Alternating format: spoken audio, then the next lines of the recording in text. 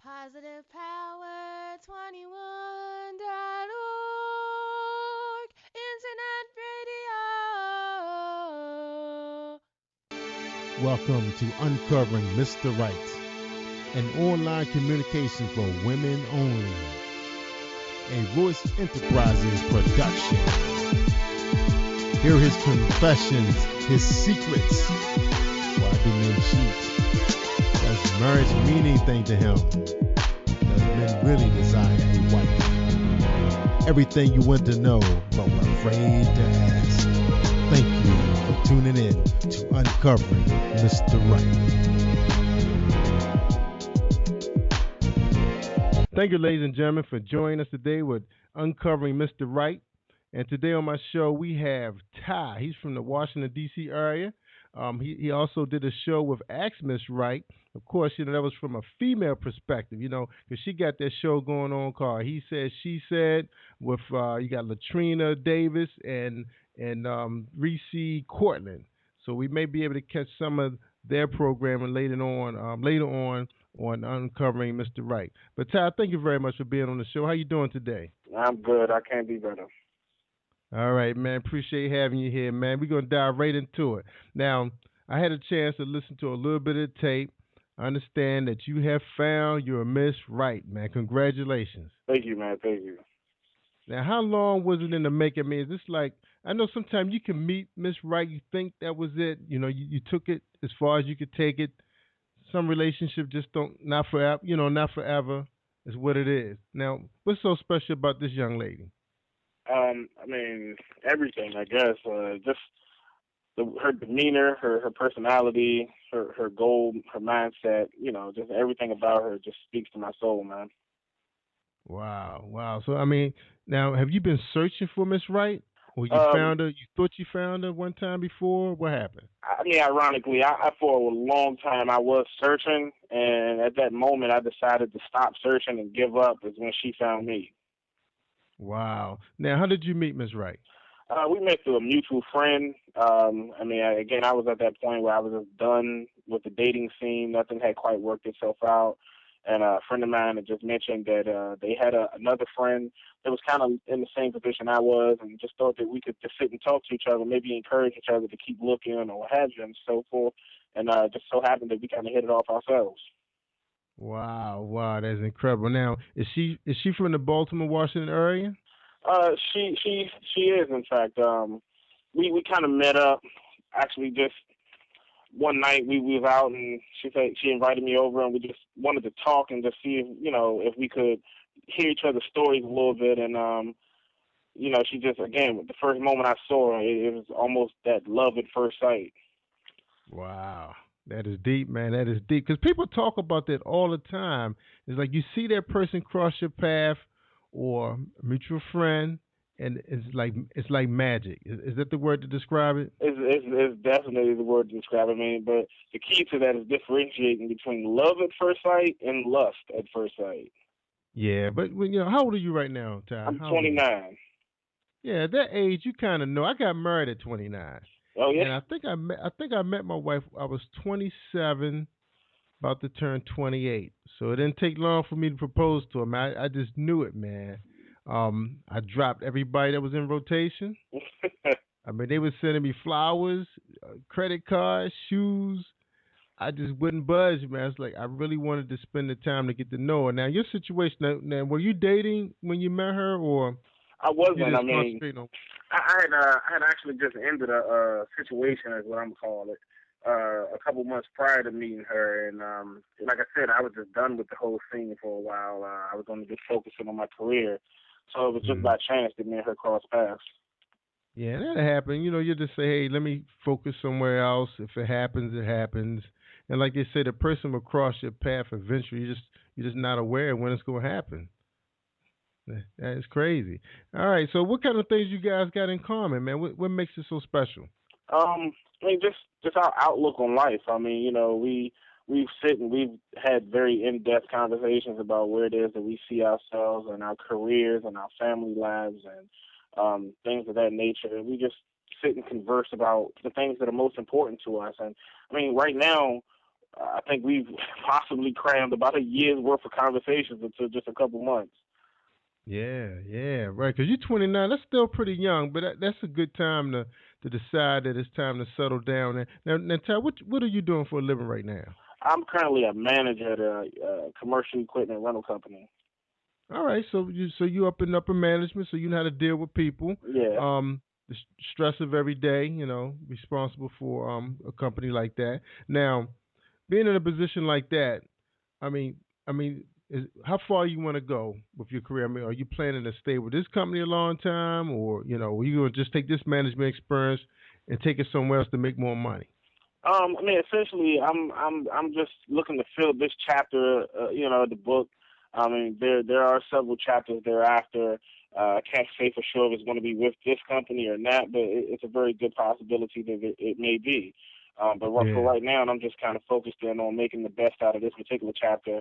And when it's time for me to write that next chapter in my life, then that's exactly what I'm gonna do.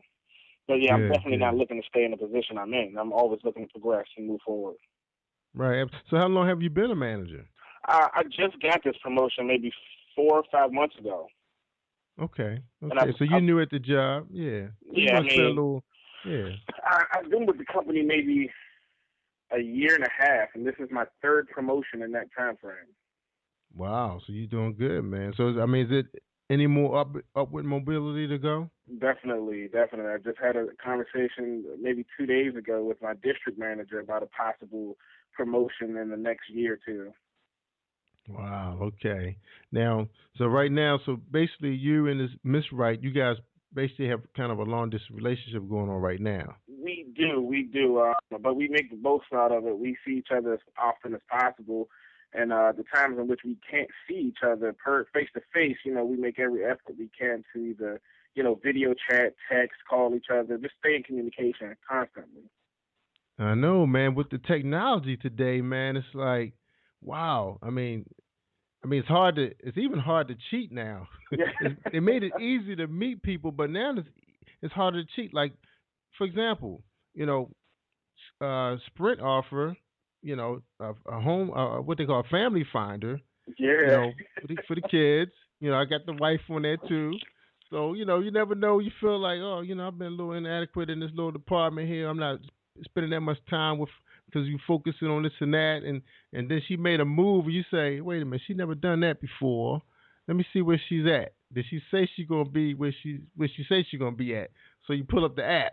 yeah. Now, so now it's like the technology is kind of can help you with your suspicion, you know, but Well, at the same time, it can help you enhance what you have, right? definitely. I mean, again, I was about to bring that point up. Is that me myself, I'm an optimist, so I look at the positive in every possible situation. And for me, it does give her the opportunity to find out my whereabouts. However, Mm. as long as I'm devoted in my right with her and I walk with her, then that, in my opinion, strengthens our bonds because now that develops that trust, that we can put with our foundation so that she, at any given point in time, something may seem weird or something wrong or what have you, she'll have that to fall back on. Like, look, I trust my man, that he's That's not right. out here doing something wrong. So, yeah, I mean, for me, I just take that as a positive because now with that, she doesn't have to rely on it. She can use it if she so chooses, and she's doing do nothing but just confirm what she already knows.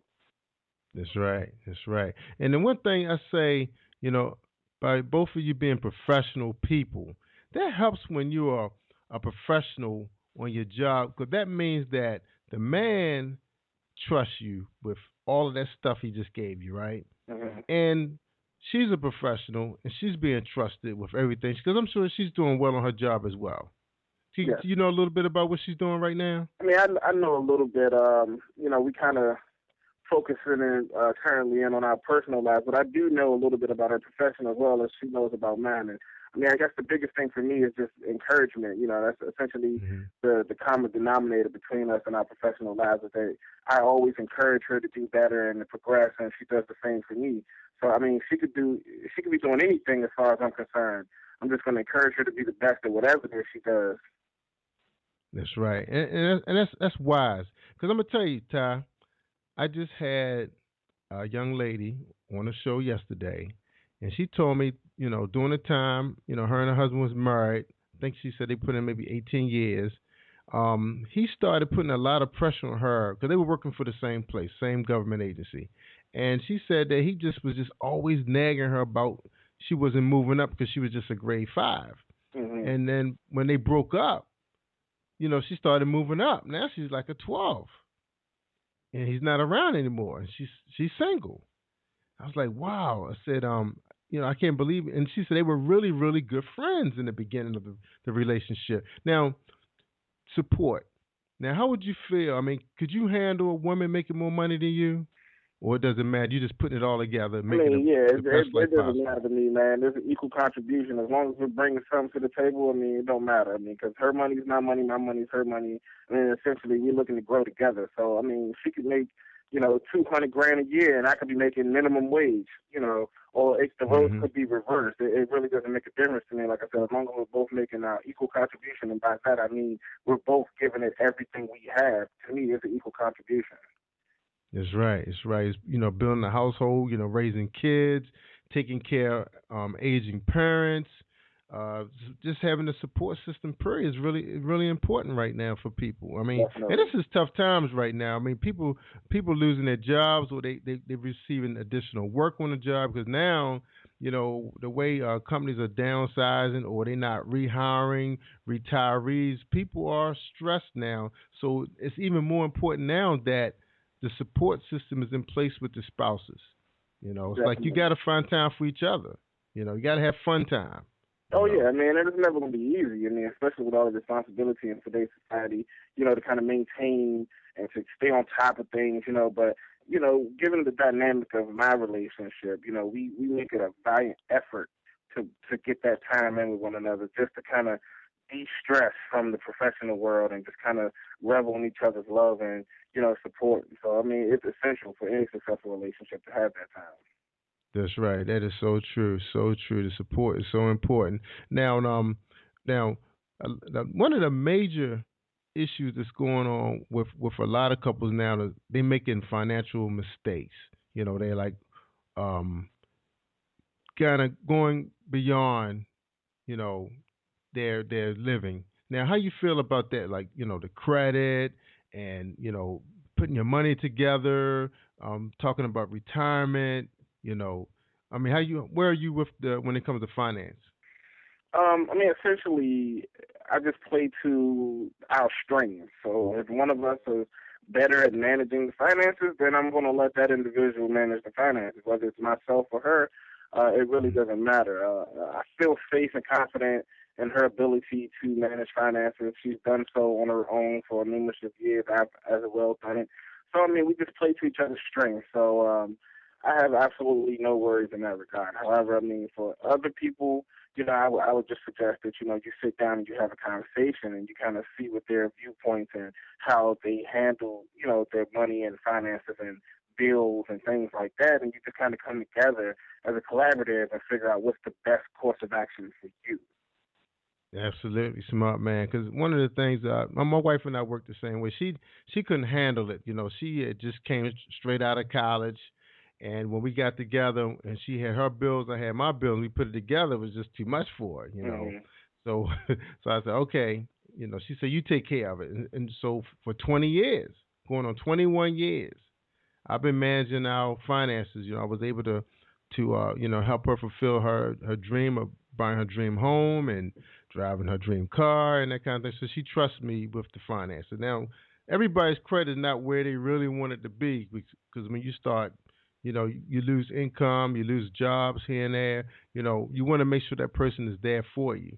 Because a lot of things happen, you know, in 20 years, even 10 years. Now, how you feel being prepared, like something happened, um, where you think she'd be if you came to her one day and say, "Baby, I lost my job, and I think it's going to take me at least 10 months to get back here." How you think she can handle that? I mean, what kind of person is she I in mean, your mind? she's definitely one that's going to hold down home. I mean, you got to take care of home first because you never know when home may need to take care of you. And again, our philosophy on the situation is that we need to, at any given point in time, have at least 6 months of income. Whatever it takes to run our household, we need to have at least 6 months of that saved up.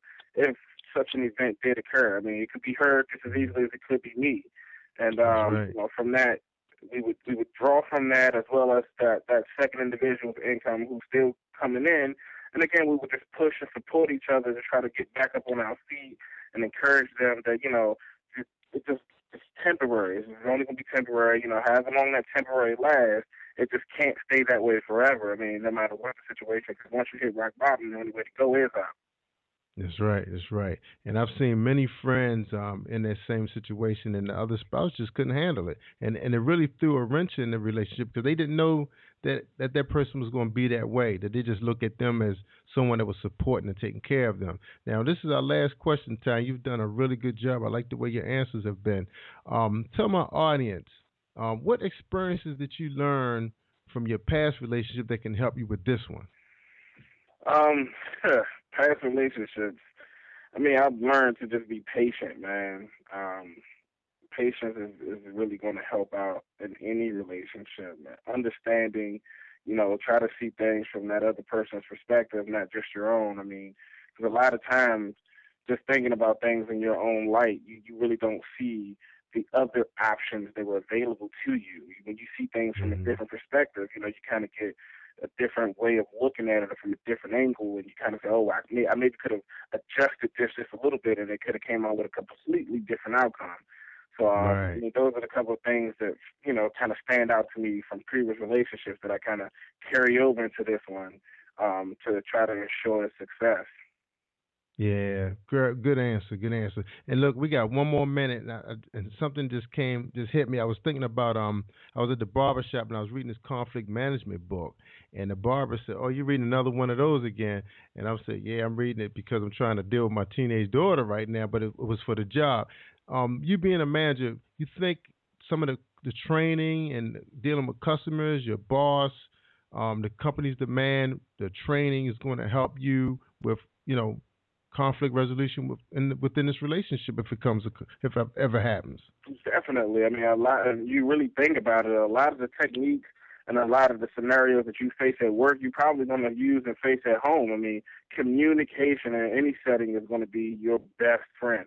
Open, honest communication, and just making sure there's effective communication. You can't just say just anything to people. You got to make sure that they hear and understand what it is, and that you're saying to them, and that it comes across in a manner that they're receptive to it. So yeah, definitely. I mean, in my profession as well as my personal life, I mean, that is one of the things that I kind of keep in the middle, and kind of everything just Mhm. circulates around that one point. Good, good. All right, Ty. I really appreciate you being on the show, man. That's Ty from DC. That's uncovering Mr. Right, his perspective. He laid it down there for you, ladies. I know you heard him. So Ty, take care, man. I wish you the best, man. We'd like to check in with you later on down, maybe in the spring, see how you guys are doing. Okay. All right, man. I appreciate it. All right. You take care of yourself. All right, This man. is You too. uncovering Mr. Right, Jerry Royce. Take care, ladies and gentlemen.